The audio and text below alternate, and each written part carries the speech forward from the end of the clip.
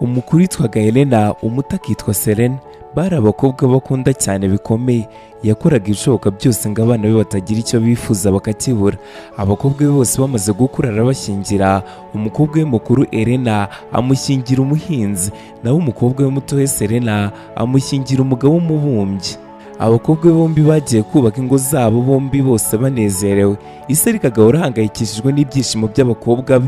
Yumvaga nta mwana we n'umwe ashaka kubona babaye. Hashize imyaka abakobwa be bashyingiwe, umusaza yiyemeza kujya gusura abakobwa be mu ngo zabo ngo arebe niba koko babayeho neza nk'uko yabyifuzaga mbere.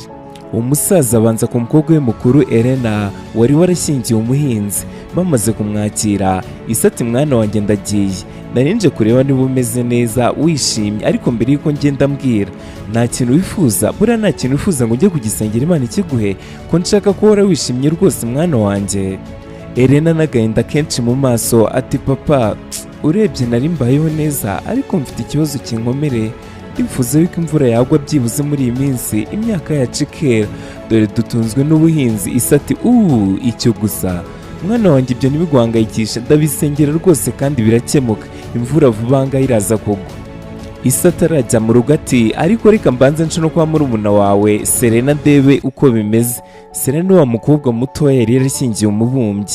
Ise ageze ku mukobwa we mutoya Serena, ahageze baramwakira, baraganira. Agiye gusezera ati Serena mwana wanjye, ubayeho neza, urishimye, nta kibazo ufite? Serena ati papa nta kibazo mfite, uretse ikibazo cyo kuba nifuzaga yuko izuba ryava ari ryinshi cyane, ibi bindi byacu bikuma, urabizi neza yuko dutunzwe n'ububumbyi, rero nusenga usaba izuba rive cyane, maze ibyo tubumba byose byume tubone uko tugurisha. Ise ati rwose ndabikora mwana wanjye. Ise utarashakaga na gato ko ari umwana we n'umwe ubabara, yibajije icyo ari buze gukora biramuyobera. Umukobwa we mukuru Helena arifuza yuko imvura yagwa imyaka yabo ikera, naho umutoya Serena arifuza yuko izuba ryava ari ryinshi ibindi byabo bikuma. Umusaza yabuze icyo asengera n'icyo areka, kuko abakobwa be bombi yarabakundaga kandi yashakaga kubanezeza bose, ariko birangira byanze. Inkuru yigisha.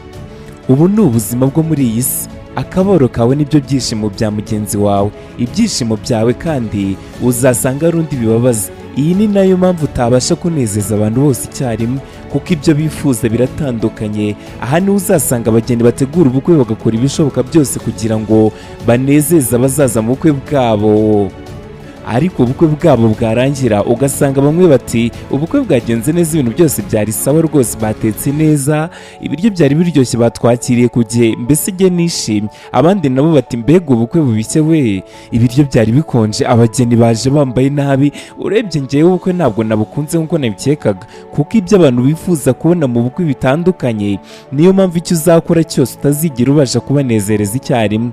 Mu gihe uri gutegura ikintu runaka, ujye ukora icyo ubona gishoboka kandi kikoroheye. Naho nushaka gukora ibirenze ubushobozi bwawe ngo urashaka kunezeza abantu bose icyarimwe, ntuzabibasha, kuko ibyo twishimira, ibyo dushaka n'ibyo twifuza biratandukanye. Wakoze kunkurikira. Iyi ari inkuru yigisha ugezweho nanjye Dikelodi. Mukomeze guflowinga, musubscribinge, mulakinga kugira ngo ibintu byose bikomeze kugenda neza. Naho njyewe ni ku munsi w'ejo nk'ibisanzwe.